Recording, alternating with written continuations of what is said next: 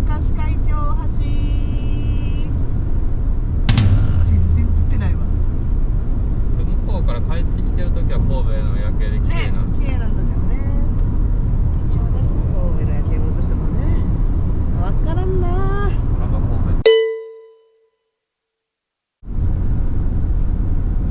今度よろしく。じゃあ行きましょう。はい、車がやばいから後輩の車に頼っております。それはもうどんどん頼ってください。なかなか残念な先輩です。で僕車出してくれるってなってもちょっと行くみまで担当やってちょっとそ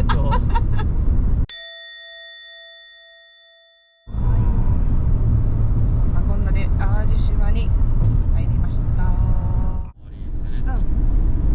んやかんや早かったね。いややっぱ2人パワーですよ。ですね。大鳴門橋です。はい、暗くて見えへん。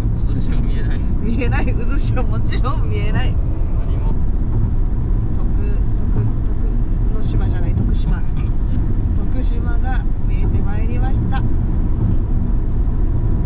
カメラじゃ見えない。見えないですね。